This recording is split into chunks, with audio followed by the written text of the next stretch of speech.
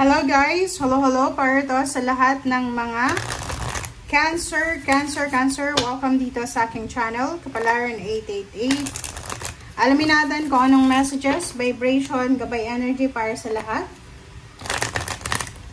Ito ay para sa lahat ng Cancer na nanunood.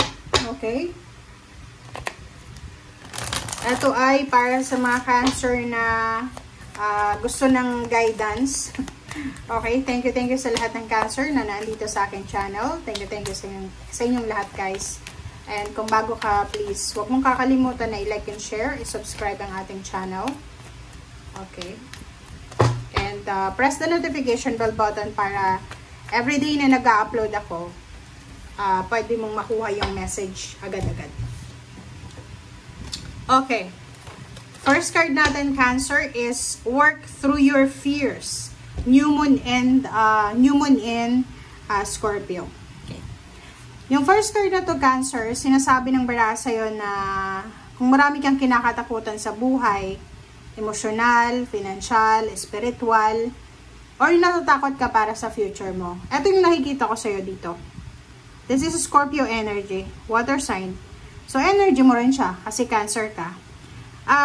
Marami kang kinakatakutan. It's either tungkol to sa pagsisimula. Pwedeng natatakot ka na magsimula ulit.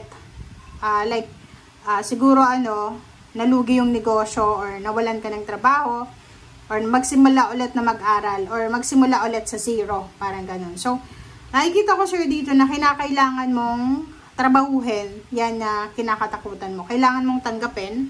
Kailangan mong trabahuhin yan. Okay?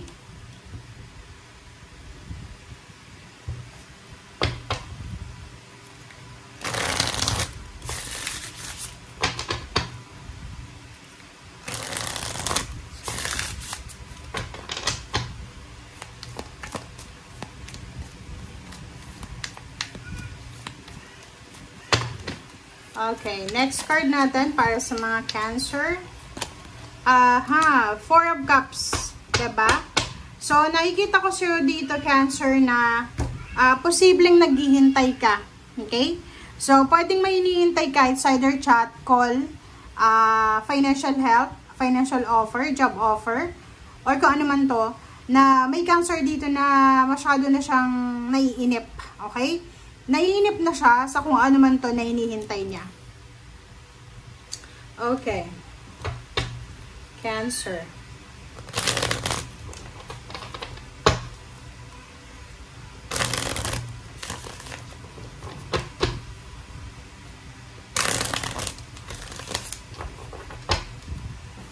Oops. Okay. O, diba? So, it's either naiinip ka sa mga, like for example, hinihintay mo, like naghihintay ka ng, ng sagot from the company na ina-applyan mo, or pwedeng naglo-loan ka sa bangko, hinihintay mo yung sagot, or posibleng humihingi ka ng tulong financial, or tulong emosyonal, and then until na wala pang dumarating. So, nakikita ko sa'yo dito, isang unexpected. So, unexpected help or kung ano man to na hinihintay mo ay posibleng hindi yan darating kasi iba yung darating. So, it's either emotional offer, friendship, collaboration, partnership, or financial help talaga ang darating sa'yo, Cancer. And this one, hindi siya yung ini-expect mo pero pwede na rin na pagtiyagaan. Okay. Wow. So, dito sa two cards na to, Cancer, sinasabi ng bara sa'yo na may matagal ka nang hinihintay na like travel. Naghihintay ka eh. Like, pwedeng nag-a-apply ka papuntang ibang bansa or naghihintay ka ng, ano ba yung hinihintay mo? Sasakyan, visa, passport, contract signing, progress. Parang nakikita mo walang progress. Okay? So, nakikita ko sa'yo dito na you are patiently waiting, but pero normal, human being ka lang. Marami kang mga nare-realize minsan na useless na to na paghihintay, useful pa ba to, worth it pa ba tong paghihintay or anything. Okay. Okay, so Four of Swords. And then, wow. So, nakikita ko sa'yo dito, Sinasabi ng baraha sa'yo, Cancer, na habang naghihintay ka, kasi yun nakikita natin dito is waiting game eh. So, habang naghihintay ka, kinakailangan mo munang magpahinga. Okay? So, grab the opportunity while you're waiting. For example, unemployed ka, naghihintay ka ng job offer. So, samantalahin mo itong paghihintay mo na to na nakatambay ka lang, na magpahinga ka, 'di ba? Spend time with your family, with your nature, with your pet, with your neighbors, 'di ba? Yung mga kababata mo.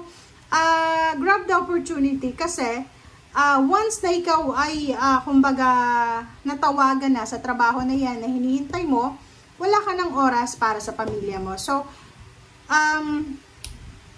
count your blessings. Yun yung sinasabi sa'yo dito. Count your blessings. And prioritize natin yung ating peace of mind. Kasi yung direksyon na gusto mong tahakin, ay hindi mo pa sigurado eh. 'Di ba? Uncertainty siya eh. Hindi pa natin alam kung saan yung direksyon na to. So, as much as possible, kailangan natin na i-build up muna ang sarili natin. Okay? Para pagdating ng mga, kung ano man yun na hinihintay mo, talagang sobrang strong ka na. Okay? Oh, 'di ba? Cancer, congratulations sa iyo kasi may incoming financial offer sa pamamagitan ng trabaho, pamamagitan ng kontrata. It's a big contract signing, pwedeng yun na nga, may papeles kang pipirmahan, may dokumento kang kailangan na ayusin, i-fill up, parang i-provide para dito. So, pwedeng uutang ka ng pera sa bangko, or pwedeng ikaw ay pipirma ng kontrata, bagong kontrata, or business contract, or anything na may dokumento. Wow! Eto rin, sinasabi sa iyo, Cancer, ng barahang ito na isang unexpected, milagro na job offer. It's either gateway opening ng trabaho, ng possibilities and opportunities, mga connection na yan. So, sinasabi ng baraha sa'yo, Cancer, na ihanda mo ang sarili mo. Prepare yourself para dito sa mga unexpected na offer na to. It's either financial offer, job offer, collaboration, partnership, or pwedeng may magpahiram sa'yo ng pera, may magpautang sa'yo, or kumbaga may tumulong sa'yo financially. And last card natin is 4 of Pentacles. So, for the month of May 1 until 15, sinasabi ng baraha sa'yo na napaka-importante yung pag-iipon. So, nakikita ko sa'yo dito na ito yung pinaka-prospect mo talaga. Yung iba sa inyo, kinakailangan na magtipid, okay? I-manage yung resources, yung money, yung mga expenses na yan ng wise. And at the same time, nakikita ko sa'yo dito, napaka-importante yung pag-ipon ng pera. So, simula ngayong 2 linggong ito, nakikita ko yung eagerness para makapag-ipon ng pera. Okay? Thank you guys for watching. Bye!